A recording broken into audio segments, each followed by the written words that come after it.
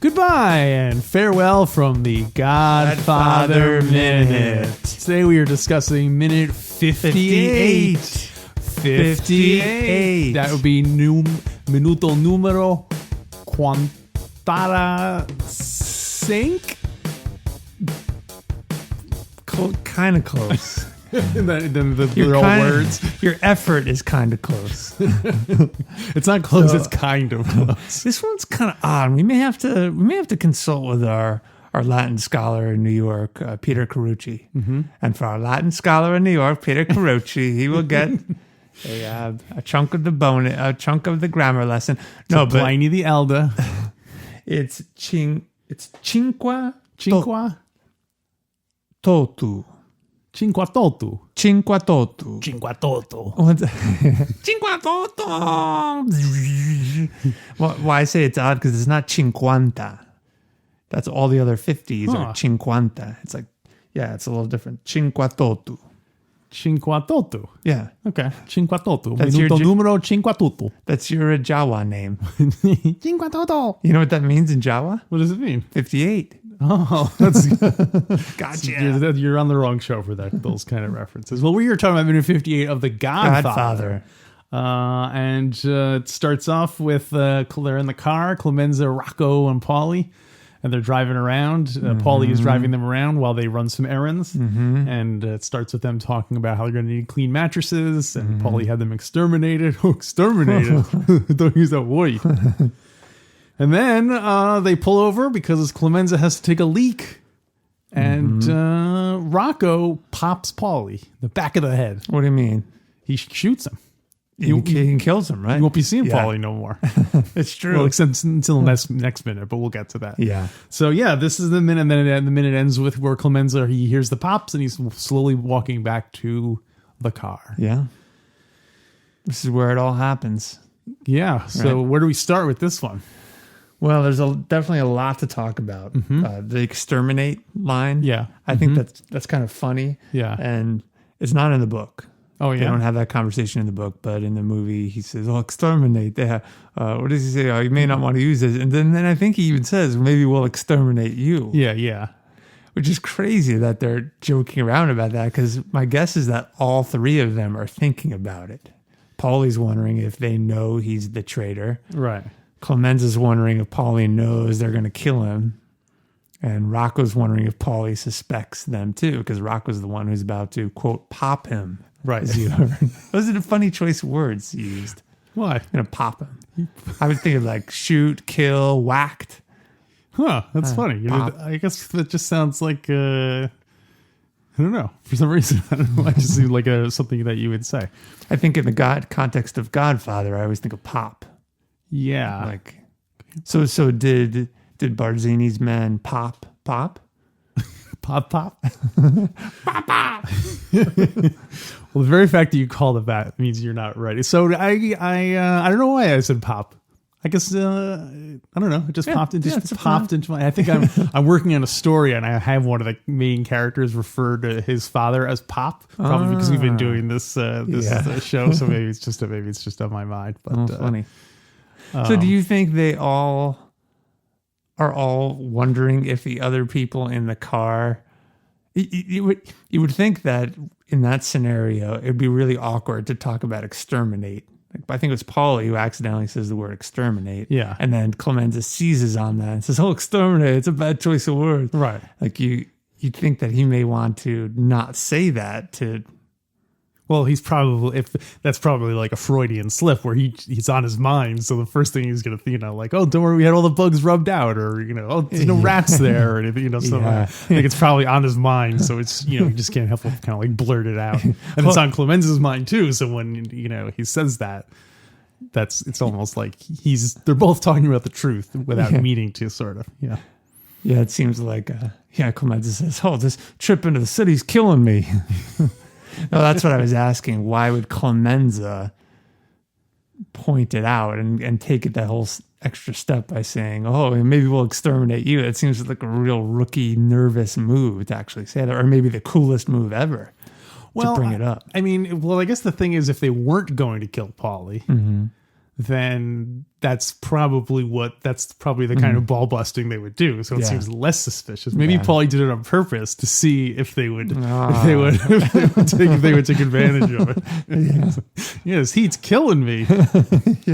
See how they. So if he said, "Oh, I exterminated them," and it was just silent in the car, that would be even worse. Because then you're like, "Oh my gosh, they clearly have guilty consciences." So yeah. I wonder, maybe you're right. Maybe Paulie did put it out there. Maybe he's smarter than we give him credit for. He always was the smart one. It was a smart move. I'm going to start doing that from now on. When I'm when we get in the car together, I'm going to start making like offhand references to murder just to see what your reaction is. Oh, okay. I probably shouldn't have told you that though. Maybe. I think I would have picked up on them. You think? Wait. Maybe. I guess it depends on how. Oh, I mean, just to see if you were planning on killing me. Oh, yeah. I'm not planning on killing you. See, that's exactly what you'd say if you weren't planning on killing me. Yeah, although I do want a note from your doctor confirming why you were sick last week and we couldn't record. I'm not buying that whole flu. You know what? Check out the telephone operator. He will confirm that I was where I said I was. So here's something kind of interesting. We see it starts off with them driving around New York, and this is stock footage. That's what they call it. This was not filmed specifically for The Godfather. What they did is they had the stock footage, and then once they found a car, they said, okay, let's get that car. Let's get that kind of a car so it matches the stock footage. Does that make sense? They had the backwards plan from the stock footage. Yeah. So they probably shopped around the Paramount Pictures libraries and found that stock footage. Yes, exactly. Yeah. And so you see them there. At one point, they're driving down. They're on 45th Street and 5th Avenue, and which is funny because that's like right near where Radio City Music Hall is. So it's like that's where Kay and Mikey were just the other day. They just saw the movie there. And then the other one where they're under the elevated tracks. That's the 3rd Avenue L train, which is not there anymore. Oh, cool! Don't look for it. It's not there anymore. But yeah. So used to live in the Bronx where they had those elevated tracks. Yeah. I always thought they were kind of cool. Yeah, they're very cool. Does the novelty wear off once you're like around them all the time? I preferred them to the underground ones because you had a view and you weren't in a stuffy subway. And I guess it depends on the day. If it's raining, and that's true. It can be cold out there if it's really late at night too. Yeah. And I mean, in the Bronx, the trains run less frequently than in the city. But it's funny in New York. I remember a bunch of people from Queens used to refer to the subway as the L. Meaning the elevated. Yeah, and I didn't get that at first. I thought they were talking specifically about the L line. Right. But they refer to all subways as the L. Huh, or at least some people I knew. They're like, yeah, I'll take the L to get to the city.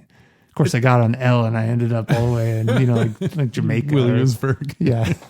Colonial Williamsburg. That's funny. I wonder if that's an older thing. It might be. I remember I was watching Seinfeld one time. And I was like, what's the deal with this sitcom? No, there was one part where they were taking the subway and Kramer referred to it as like, oh, let's get on the RR. And I was like, that's weird because there was a time in New York City where the trains had double letters.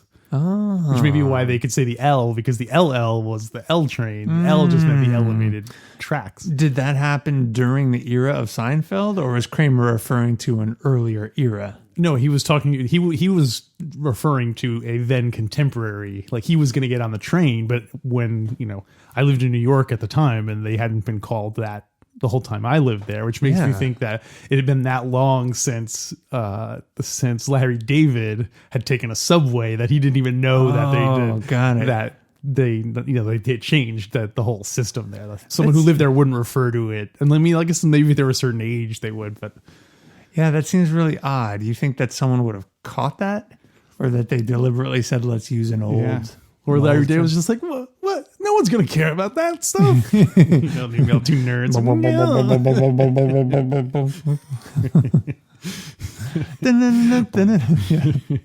Yeah. So there they go. The elevated trains. Yeah. It is cool to see. I appreciated that. I appreciated the stock footage, especially with the overdubbed voices. It seemed like a real unique that's always a good experience in The Godfather. Well, what's the music like in this? Is there music? I don't think there is. It's not the Hollywood. Dun. We're looking for mattresses. Make sure they're clean. The mattress theme song. I forgot about that song. Yeah, I guess we should talk about that a little bit, where they say they go to the mattresses. Mm-hmm. Or do they talk about it later on? No, I think it's in this clip. They say, hey, we got to get a bunch of mattresses. Okay. It may have been in the last minute, but we didn't talk about it. I think make sure they're clean because they're going to be on them a long time. Yeah. So apparently, when there are gang wars going on, all the button men would go to the mattresses, meaning they would sleep in safe houses, just like dorm style, I guess. And this is not for their safety. And what I thought was interesting was that their families were off limits. Like you would never go to I know that guy's in the mattresses. I'll just go kill his wife and kids while he's gone. And so that was just like a code that people just wouldn't do. Yeah. That's when there were rules to war, Alex. I wonder if there's still, there must still be some kind of organization in organized crime. In organized crime? I don't know. I don't know. I wish I knew. No, I don't wish I knew someone who could tell me. I remember on The Wire one time, I remember being surprised. You know that documentary, The Wire, that Omar, one of the characters, was walking around with like his mother, and they were like, no, even if everyone hates Omar, there's no way they would like kill somebody in front of like their mother. You think that's true? I find that hard to believe. That sounds like a movie, Hollywood. Maybe writers thing, right? Actually, I just read. I don't know. We want to get too dark. I just remember reading today in the Times that there was a woman who watched her own mother get killed in front of her. But maybe that wasn't organized crime. That may have been just someone. Oh yeah, there's certainly like a thug. Certainly people who would very willingly do it. Yeah, just not in these particular scenarios, or at least not the fictionalized versions of these scenarios. Yeah. Anything else about the city before we move to the next scene? Well, just in general, something I thought about was that, and I actually looked it up. This is taking place, we figure, sometime between Christmas and New Year's, right? Because that's right. Tom says it's almost 1946. Yeah. And we know it's, everyone's talking about Christmas. And I looked it up, and according to the old Farmer's Almanac, I've just picked December 29th, 1945. It was a high of 37 degrees, snow, rain, and ice pellets that day. So sorry, Francis Ford Coppola, your movie failed. Fails the old Farmer's Almanac test. That's a big plot hole. Yeah. Have you heard that that's the current? Yeah, a whole lot of plot holes.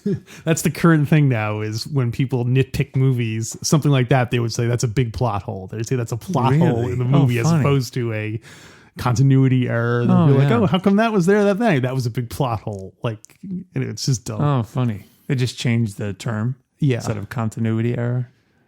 I guess so, because it's not as exciting to say that's a big continuity error as opposed to a big plot hole. Sounds so dramatic. Plot hole is more accessible to people. Continuity error sounds very technical, very Hollywood business talk. Someone pointed out that these are all terms that used to just be among like film connoisseurs or like a storytelling connoisseurs, but now like everyone's a critic these days. So anyway. Yeah, I hear people talking around the water cooler saying like, "Oh, did you see the poor job the best boy and the gaff did on Game of Thrones?" That was a particularly. I think actually they did a great job. So that is a big plot hole right there. My story. Your statement is a big plot hole.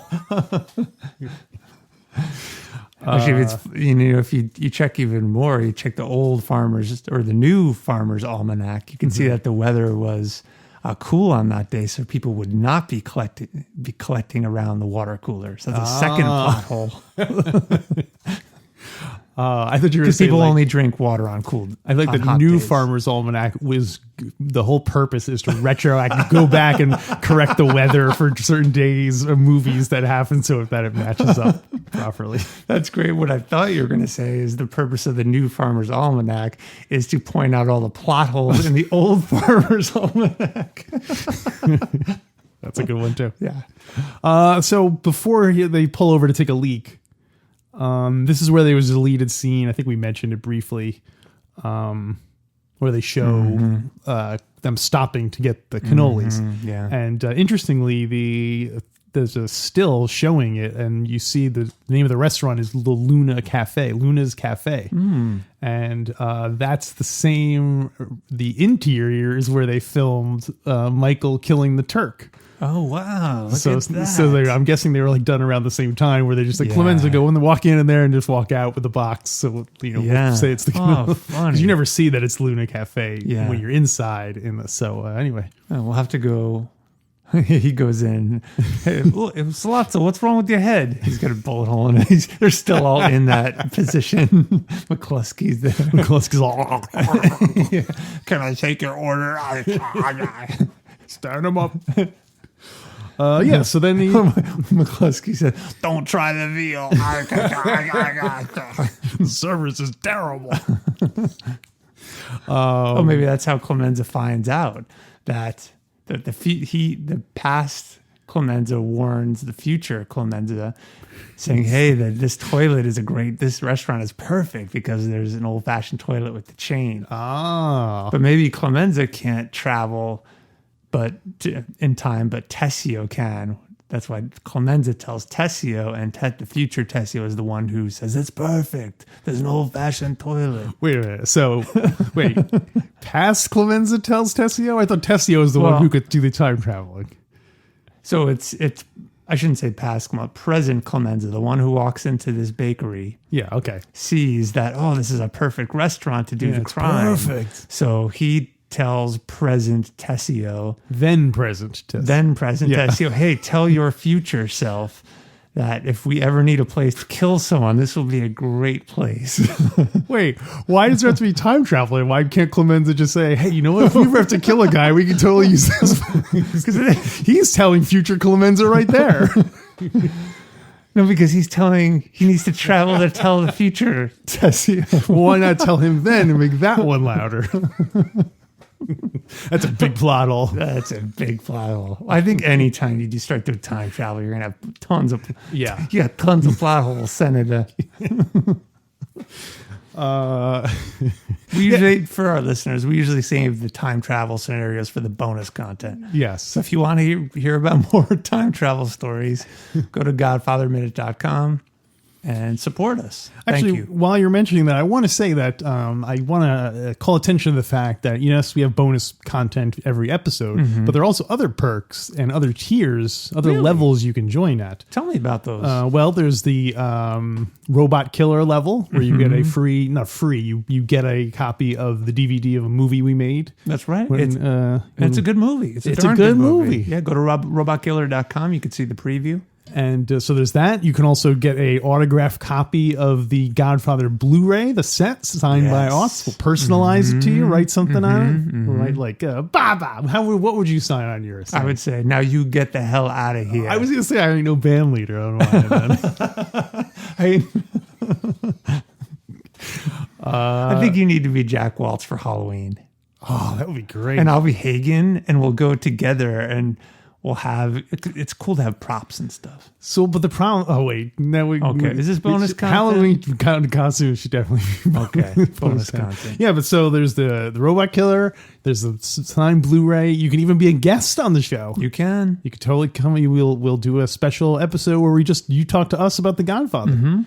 And that would be really fun. Yeah, I think I really want to push this because I really want to reach our goal so that we can do the Godfather 3 commentary tracks. I really want to be I'm not doing this out of greed. I'll give my share to charity. I just want an excuse to watch and talk about Godfather 3. So go to godfatherminute.com/support and check in there. We really should have a Zaza level of support. Which would be what? What would it be? He's the best dressed guy. He's sort of the dapper Don. Well, something we have to give somebody. Yeah. Oh, what would they get? Yeah. What would be the incentive to sign up at the Zaza level? Let's think about it. Maybe something about horses or Hey, and also, if you have an idea for something that you would like us to do, so write us at godfatherminute@gmail.com. Why not? Yeah. Well, maybe you might have a great idea that we're not thinking of. Yeah. How about we go horseback riding with whoever is it dressed as cops? Yeah, exactly. Perfect. That's great. Anything more about the city, or can we get to the juice of the scene? No, let's get to the juice. All right. So they pull up, and where's this location, Alex? Is it Long Island? New Jersey. Liberty State Park. Ah. It's I think that road is called like Freedom Way or Freedom Row. So if you're in New Jersey and you go to the Liberty State Park right across the river, you can find the very spot. When you told me it was Jersey, I realized I just reacted like Hyman Roth when the cake comes. Ah! Remember, he's all excited. You got excited about New Jersey? Yeah. I guess because I didn't know that. I assumed it was Long Island, New York, somewhere. It's a beautiful shot. I see the Statue of Liberty. The car pulls up. Yeah, it's a very symbolic statue. Like turning its back, pretending that just the same way America pretends that, we aren't founded by a nation of criminals and stuff. So that's a cool little thing. Yeah, it's great. Well, I don't know if you noticed this. I think this is hilarious. So Clemenza gets out of the car. He says he has to pull over. I got to take a leak. He's got to take a leak. I got to take a leak sometime this month. Well, let me ask you, Alex. Do you think that Paulie was suspicious that in the middle of this park, Clemenza said, "Hey, pull over here," coincidentally where there's no one around, to go take a leak? I'll say no. Why not? Because I think Clemenza's a professional, so he would not want to spook. He wouldn't want to spook Paulie by doing something out of the ordinary. So you think they? So presumably this is something he does all the time. If he's driving around, I got to take a leak. Maybe he drinks a lot of coffee all day, so that it goes right through him, and he has to keep something like that. Well, I've got the answer in the book, and let me say that you Hyman Roth. Before you read the book, show it around so everyone gets to look at it. Yeah, you are a pretty smart guy. You're smart, not like everyone says. Puzo wrote that Paulie was not suspicious because Paulie had worked with Clemenza for years and knew that Clemenza had a weak bladder. Whoa. And was apparently always pissing. Oh, there you go. Yeah, always pulling over. Makes me wonder all the other... Pulling over. Makes me wonder all the other places. Like, hey, pull over on 3rd Avenue. I need to take a leak. Like in the middle of the road. We should do the Godfather tour where you see all the places where Clemenza urinates throughout during his admittedly brief life. Hey, if there's someone good at Photoshop out there, start posting on Fredo Corleone's Mickey Mouse Nightclub on Facebook places and just put Clemenza in there peeing. Totally. On top of the Eiffel Tower, in a toll booth. Wherever. I like it. Oh, that's a great idea. Actually, I thought of a funny one. Maybe in the restaurant, just as Michael's shooting McCluskey and Salazzo, Clemenza's there peeing like right on the wall. Or how about when Michael goes into the bathroom to get the gun and you see Clemenza peeing in the urinal? Remember, kids, 2 shots each. And don't look anyone in the eye. She just disappears like a ghost. He's like Obi-Wan Kenobi. 2 shots each, Michael. So why don't you tell that girl you love her? I tried. Honest, I tried. What? Ow. Anyway, what were you going to say? So I think it's great. So Clemenza gets out of the car. Did you notice he zips down his fly and you can hear the zip? Simultaneously, when you hear the zip, you hear a barge in the distance going. I did not notice that. Oh, it's hilarious. It had to have been done on purpose. Oh my gosh, that's so It's funny. exactly at the same time. The first thing I thought of course, is the devious Clemenza's wife. They probably hadn't had to put that in his contract. Like require that as a line item in his contract. We'll have to go retroactively add that into the last week's photos. You gotta have the sound effect of the barge when he opens his drawers. Tell them that they should put in a sound effect. Oh, you don't think she deals directly with the writers? Well, not in this one. That's the second one. Yeah. He insisted that she be part of it. This is where she got the idea that she should. Yeah. And I think next minute is where we're going to find out where she got this brilliant idea from. But, Oh yeah, because maybe in Godfather 1, for example, she did not like the sound of the barge simultaneous with a zipper going down, and that's what she said. I need to start managing you. Sound design is terrible. So then Paulie gets shot, right? Mm-hmm. Paulie gets shot. You hear the pop, pop, pop. Yeah, pop. See, I said it. They didn't say shoot, shoot, shoot. That's true. What do you think about that? It's, I mean, after all this build up to it. Yeah. Well, so that's a good question. So we're not at they don't mention the cannoli in this minute, which means that tomorrow they must say the cannoli line, which means today is the last episode before we reach the end of the cannoli countdown. Yeah. So technically right now is the last one, right? The last. Should we just get over it? Get it over? Let's, play the whole fullest version you have right now. Well, I've got a 25-minute master mix. Pop it to me. Okay, let's do it. Here is your last cannoli countdown. Countdown. Guns and cannoli. Countdown. Won't be seeing Paulie no more. Paulie betrayed me. He got a cold and then didn't show up to work. I thought Paulie was a good kid, but it turned out he was the stupid jerk. I'm talking about a countdown. Guns and cannoli. Countdown. You won't be seeing Paulie no more. You gotta leave the gun to send a clear message, or else you might lose your life. And whatever you do, take that cannoli. Don't upset Clemenza's wife. We're working on a countdown. Guns and cannoli. You won't be seeing Paulie no more. How many minutes left? How many minutes left? We're doing the countdown. How many minutes left? How many minutes left? Consigliere. How many minutes left? Well, how many minutes left, Alex? Well, let's see. If this is minute 58 and the last time we see Paulie is in minute 50. What, is it when you won't see Paulie or is it when the cannoli line happens? I think it's both. It's the same minute. But I mean, it's true, but it's a cannoli countdown. It's not the last time you see Paulie countdown. It's the last time you see the cannoli. It's the old, People assume that it was countdown of last time you'll see Paulie, but it's actually the cannoli countdown. Yeah, The writer's intent was it's the last time you see the cannoli, which is next minute. But you don't. I guess you see him carrying it. You don't see the box. It's in the box. It should have been the cannoli box countdown.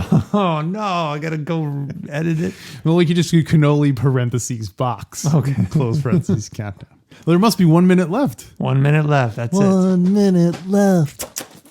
That is going to upset Clemenza's wife. Mm-hmm. Well, actually, she'll be happy because he took the cannolis. It's true. So one thing I'm surprised about is Paulie gets dispatched very quickly. Yeah. You mean in the movie? Or well, I mean, on this road trip? I'm assuming the book too, but it's not like they take him out and torture him and like he might not even probably doesn't even see it coming. That's true. Which to me seems like a pretty, I don't know, kind way to do it, considering that he was conspiring to have the Don killed. Like, it seems like he should have had his head in a vice with his eyeball popping out of his head or something. Yeah, I don't. In all the Godfather movies, do they ever show people getting tortured? I think people just get killed, right? That's the message they send. But like Mo Green, he sees it coming.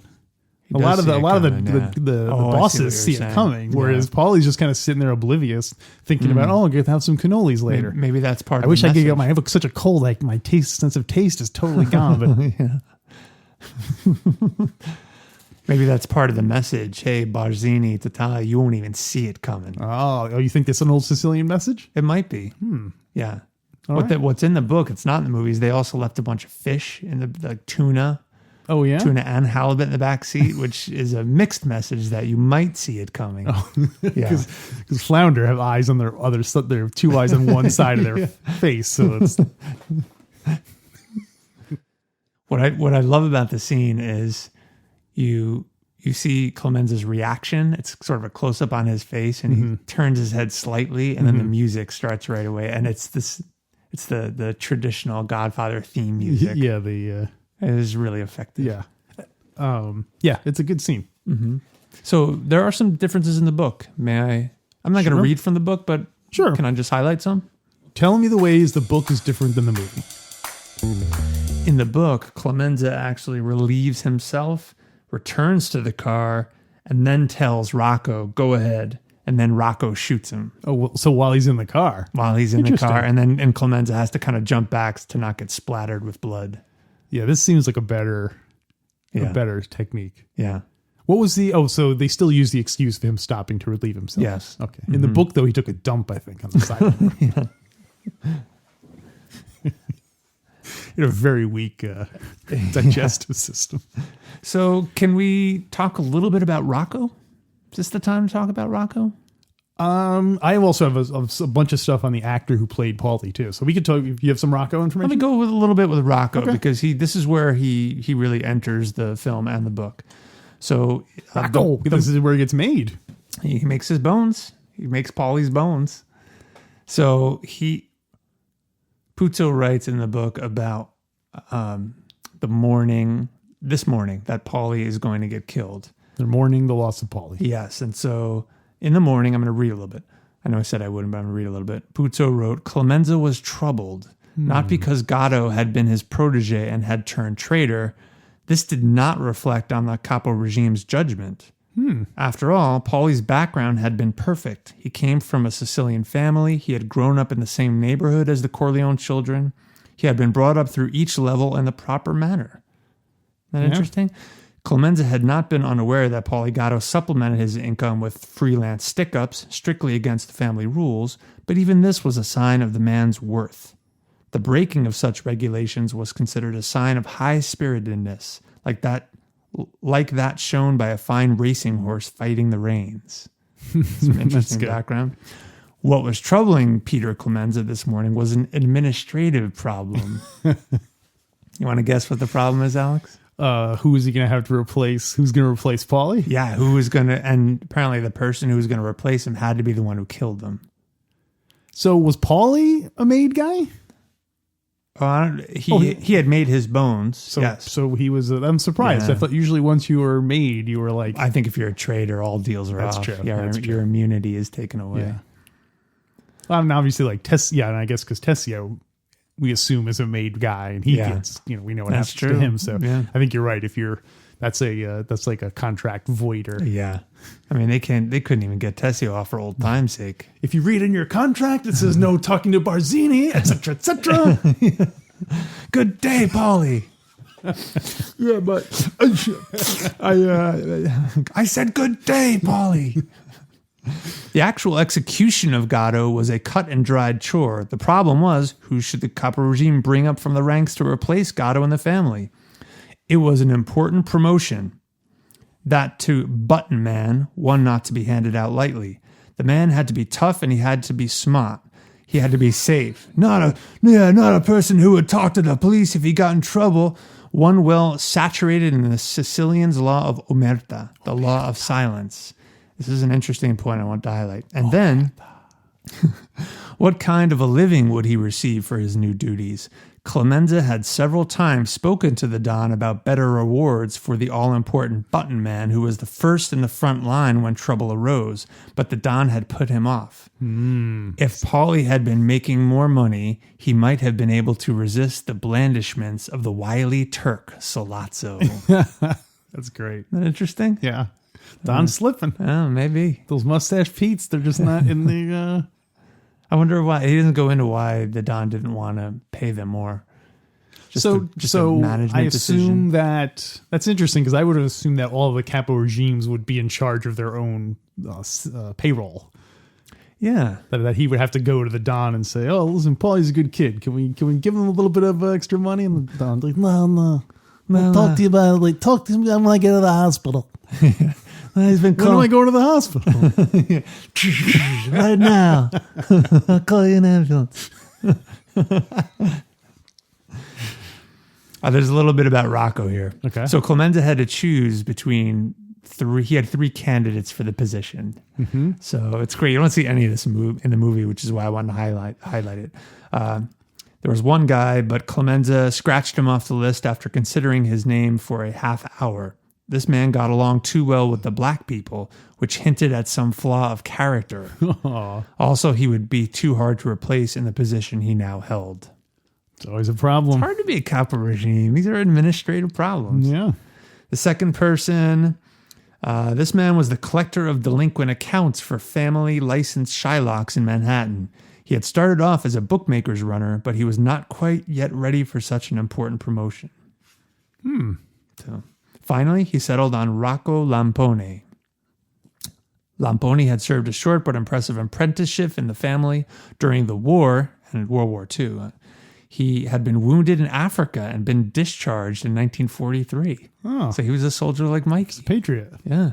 Because of the shortage of young men, Clemenza had taken him on even though Lampone was partially incapacitated by his injuries and walked with a pronounced limp. Huh. I don't see him limping in the movie, dude. No, Not that we think see him so. walking No. terrifically often, but we'll have to keep an eye out for it. Clemenza had used him as a black market contact, What Clemenza liked about him was his good judgment. He knew that there was no percentage in being tough about something that would only cost a heavy fine or 6 months in jail. Clemenza felt the relief of a conscientious administrator who has solved a knotty personnel problem. Yes, it would be Rocco who would assist. Well, there you go. Nice. All right. Congratulations, Rocco, on your promotion. You got to fill out your 401k forms and your health insurance. That's what his wife said. Don't forget the W-2s. So I'm glad that Rocco is does. I never really paid much attention to Rocco because other than Al Pacino yelling his name, I don't really remember him like as a character much. But of course, he's the one who kills Hyman Roth. That's right. He's the one who meets him at the airport, and so we see his full. We see him get made his bones, and then we see him take a real one for the team. Yeah, boy. So what kind of incentive? Anyway, we'll talk about that later on. You can't wait to get to Roth. I can't. Which is crazy because you can't get to him as long as he's being held by TSA. We've been trying to get to him for 10 years. One other thing in the book, before this scene takes place, Clemenza had met with Rocco. Clemenza gave Rocco the gun and said to him, hey, after the job, take your wife and children on a vacation to Florida. Use the family hotel in Miami so I know where you are. Wow, they have a hotel. Yeah, they have a hotel in Miami. I guess they put up a bunch of mobsters. That'd be an interesting place to stay. Maybe that could be a bonus content. It's what kind of parties go on at the Motel 6 shooter. The Mo, because it's Mo Green. The Mo Green 6. And the last point in the book is Puzo described Paulie as the ferret-faced button man. Yeah, that's it. It's an accurate description. Yeah. I have some information about the actors. Should we do it this minute, or should I postpone it for tomorrow for next week's minute so that we can? Since that's really his farewell appearance. Yeah, we actually see Rocco next minute. No, not Rocco. I mean Paulie. Oh, Paulie, the actor who plays Paulie. Yeah, let's do it next week. Okay, let's do it next week. Yeah. All right. I have one bit of trivia. Lay it on me. That I want to say that I read today on the internets. Who knows if it's true? The house that Jack Woltz lives in, his mansion with the cartoon and everything. Oh, yeah. That same house was used in the movie Scent of a Woman with Al Pacino. Al Pacino's hoo-ha movie. Oh, wow. So, the interior of it? I think the exteriors. I don't know. I haven't seen Scent of a Woman, but they said that same house was used in the thing. So I wonder if they did that intentionally to kind of like as a wink to all those Jack Woltz fans out there. Like horse skull in a bed. Well, maybe Al Pacino got that hoo-ah idea from Jack Woltz. Kind of sounds like him a little bit. Do you think like over time that was the curse is that he does kind of turn into a very Jack Woltz. He get the gray like spiky hair. And, oh boy. He loses his prize filly. Yeah. So if you lived in that house and people came over and you could only tell them that either The Godfather was filmed here or Scent of a Woman, what would you say? I would say Scent of a Woman. Really? Because I'd want them to be like, I'd want them to take, wow, that's really cool. Al Pacino was here. Wow. And then like they would go home and then eventually they would tell that story at like cocktail parties, and they'd go on and on about it. And then eventually someone would go, oh, you know what? That was the same house, the Godfather, part of the Godfather. And that person would be like, I can't believe he knew that the Godfather was filmed there too. He was so humble. He didn't even mention that part of it. Hold on, because you want to be seen as being humble. Yeah, totally. I can't believe you would really say sent a woman and not Godfather. You know what? Now I know who the real traitor in my family is, Alex. It was never personal. It was just business. I just liked you personally. That's true. You were always the smarter one. Like everyone says. All right, I guess, and the minute ends with Clemenza walking back to the car after Paulie got popped. Mm-hmm. Goes to Paulie. All right. So, I do have something from our grab bag. Is that what you call it? Or cleanup? Something that we talked about in an earlier minute, but we never addressed. Oh, are you going to play we should look into that. Are you going to play the grab bag theme? I'm still working on the cannoli countdown theme, okay? I got 1 minute left. How many minutes left? It's getting there. Okay. I had to re-edit it and re-record stuff when you started talking about Clemenza's wife in the previous minute. A little teaser there. So I had to go back to the drawing board, tune the guitars, rewrite it. You're worse than Clemenza's wife, making me do script rewrites. So I'm a tough band leader. So in minute 56, we were paying homage to the actress who played Mama. What's her name again? Morgana King. Yeah, because she had just died. Mm-hmm. And I said, Mamma Mia. And you said, Mama. And you said, how do you say their mama? Right. So I consulted with our Latin scholar, Peter Carucci in New York. What did he say? He said, Quantara tutu. He said, la loro madre. La loro madre. So it's not mama? That means their mother. But it should be mama. It probably could be a little bit more informal Yeah. than mother. So what is the first word? La loro. La loro. Mama. La loro mama. Mama. La loro mama. That's their mother. No, it's mother. Their mother. Oh, that's hard to do. I only have like 3 of those per week that I can do. Use up 2 of them right there. I know. Oh, that's it.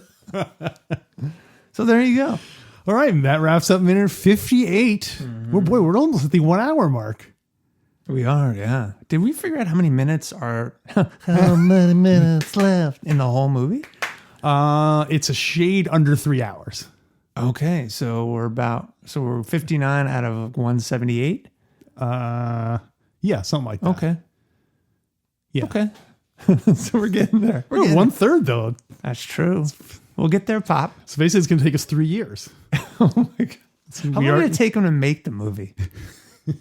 I don't know. So we're probably less than 3 years, right? I'm assuming so. Yeah. So wait a minute. You're trying to tell me that it took them less time to make the movie than it is for us to just talk about it?